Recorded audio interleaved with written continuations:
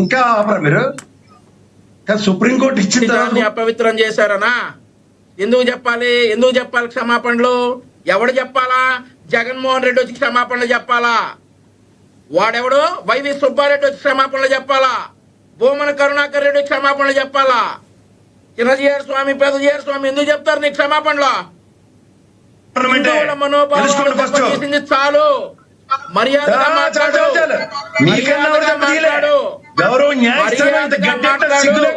హిందువుల మనోభావాలు చాలు. మర్యాదగా మాట్లాడు. సుప్రీంకోర్టు ఇచ్చిన డైరెక్షన్స్ ఏం ఫాలో అవరా? మీకు వేరే రాజ్యాంగాలు ఉన్నాయా? సిట్ రిపోర్ట్ చదువు. ఏమిచ్చిందా సుప్రీంకోర్టు? దమ్ముండే చదువు. చదువుతారా? ఎన్ని పేరు చదవమని చెప్పు. ఏ పేరుతో చదవమని చెప్పు.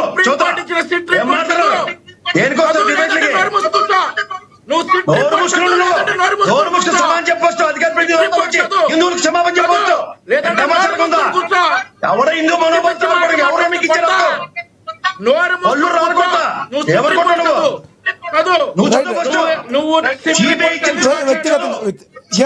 వ్యక్తిగతంగా వద్దు.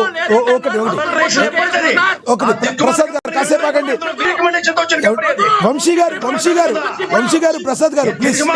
వంశీ గారు ప్రసాద్ గారు ప్లీజ్ వ్యక్తిగతంగా అనుకోకండి. ఇప్పుడు ఎస్ వంశీ గారు వ్యక్తిగతంగా వద్దు ప్లీజ్. చదివి వినిపించమనండి. చదువుతున్నా చదువు. నీకు ఇస్తా other probabilities of for the sake of colour, for the sake of దాని ఏమన్నా జుట్టుగా ఉండడానికి మైట్ బి యూజ్డ్ పర్మనెంట్ ఇదన్నది ఎవరు? ఒక ప్రమోషన్ కంపెనీ. అది తెలుసుకుని మాట్లాడండి. క్లీన్ చిట్ ఎవరిచ్చాడా? ఎవరు? జగన్మోహన్ రెడ్డి ఏమన్నా తెలిస్తే కదా, తెలిసినోడికి చెప్పి చావచ్చు. మీకు ఆ దిక్కులో చాలా స్క్రిప్ట్ చదువుకుంటే ఈ జన్మ కాదు కదా, వచ్చి జన్మ కూడా మీకు ఏం అర్థం అవదు. నీకు దమ్ము ఏమి నష్టం లేదు. మీరు కాలక్షేపాలు చేసుకుని వెళ్ళండి. టైం దగ్గర పడింది మీకు. ఫైనల్ సప్లిమెంటరీ ఛార్జ్ షీట్ చదువుకో. ఫైనల్ సప్లిమెంటరీ ఛార్జ్ షీట్ చదువుకో. ఏమిచ్చారు చదువు. ఆ దిక్కుమాల కంపెనీ 2018లో ఎత్తికి పెట్టింది. ప్రతిసారి టెండర్ పార్టిసిపేషన్ మీ వాళ్ళే, పార్ట్నర్స్ మీ వాళ్ళే. ఇలాగే చూపించావు. సాక్షి టీవీలో కూడా కూర్చుని చెప్తా. ఇగో చూసుకో. ఇలానే charge sheet, final charge sheet నేను లా చదివిన చెప్తున్నా నీకు. చదువు చదువుకున్నా. ఒకటి వంశీ గారు ప్లీజ్. వంశీ గారు ప్లీజ్ దయచేసి ఆగండి. వంశీ గారు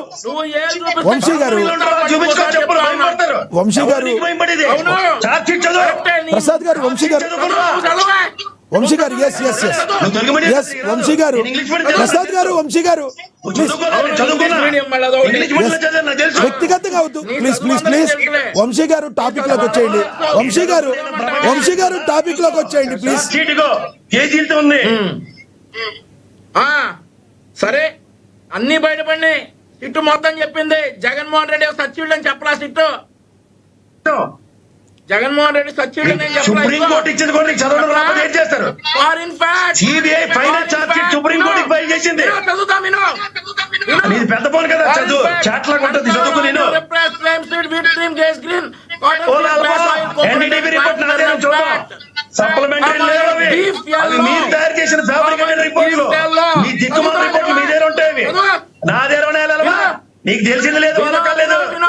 మీకు మీ దగ్గర కూర్చుని ఒంటరి కార్యక్రమాలు చేసుకోవాలి. మీ దగ్గర ఫ్యాబ్రికేటెడ్ రిపోర్ట్లు మీ మోహాలు కాగుతుంటాయి. ఒరిజినల్ ఛార్జ్ షీట్ చదువు. ఒరిజినల్ ఛార్జ్ షీట్ చదివిరా. నిన్నెవడో వినడు. వంశీ గారు ప్రసాద్ గారు టాపిక్ మీదకి వచ్చేద్దాం. వంశీ గారు టాపిక్ మీదకి వచ్చేయండి ప్లీజ్. టాపిక్ లో గోలొద్దు. ఈ అక్రమ సంబంధాలు గోలొద్దు. కేఎస్ ప్రసాద్ మూర్ఖుడి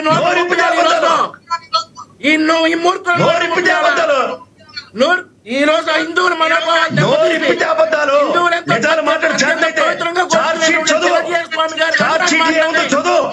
మీరు ఊరుకుంటారా?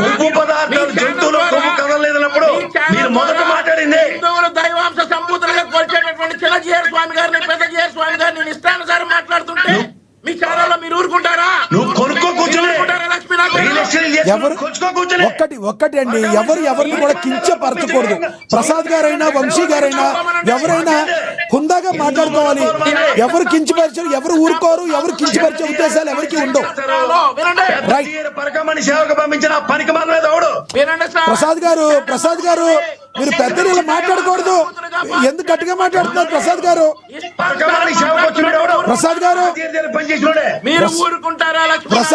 ప్రసాద్ గారు ఇప్పుడు ఎక్కువ మంది అభిమానించే వాళ్ళని ఏకవచనంతో మాట్లాడితే మీలాంటి వాళ్ళకి పరిపాటి కాదు అది.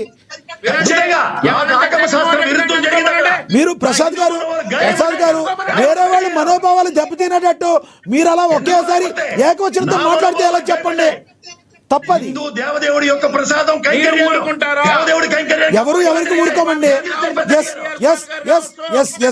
మళ్ళీ మాట్లాడతాం ఇద్దరితో. ప్లీజ్ టాపిక్ ఎట్నుంచి వెళ్ళిపోతుంది. మళ్ళీ మీ ఇద్దరితో మాట్లాడతాను.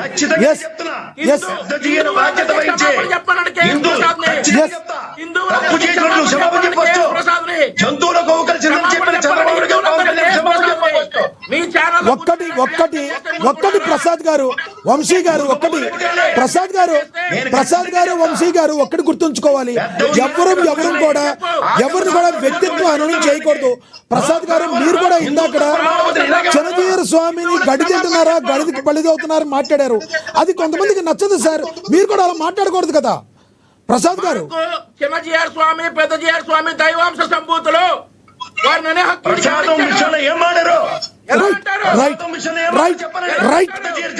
దీని గురించి మళ్ళీ మాట్లాడదాం. ఈ టాపిక్ గురించి వంశీ గారు దయచేసి సాగండి. ప్రసాద్ గారు, వంశీ గారు దయచేసి టాపిక్ మీద కంక్లూడ్ చేయండి. లక్ష్మీకాంత్ గారు మళ్ళీ ఇస్తాను. మ్యూట్ చేయండి కాస్త. టాపిక్ ఎటు వెళ్ళిపోతుంది దయచేసి అర్థం చేసుకోండి. లక్ష్మీకాంత్ గారు టాపిక్ మీద కంక్లూడ్ చేయండి. సార్, ఇప్పుడు ఇందాక రాగడ లక్ష్మణరావు గారు మాట్లాడినా కానీ, లేదంటే ఎస్ ప్రసాద్ గారు మాట్లాడినా కానీ తీరు ఎట్లా ఉందంటే ఇమీడియట్ గా యాక్షన్ తీసుకోమని ఈయనంటారు. ఆయన ఏమో పక్కలేస్తున్నారా అని చెప్పేసి మాట్లాడుతున్నారు. ఇది ప్రజల్లోకి నిజం మాట్లాడుకునే విషయాల్ని ఇట్లాగా దారుణంగా ఏదో విమర్శలు చేసినట్టుగా పక్కలేస్తున్నారు అన్నట్టుగా మాట్లాడితే వాళ్ళ భాషలోనే మేము మాట్లాడాలంటే ఎవరు మేము ఎప్పటి నుంచి అయినా కానీ జనసేన తప్పు ఒకటే. తప్పు ఎవరు చేసినా గానీ ఉపేక్షించేది లేదు. దానిలో భాగంగా ఢిల్లీలో ఉన్నా కానీ 24 గంటలు తిరగకుండానే కమిటీ చేశారనేది ఒక విషయం అయితే గుర్తుపెట్టారు. ఇంతకుముందు మరి హయాంలో మరి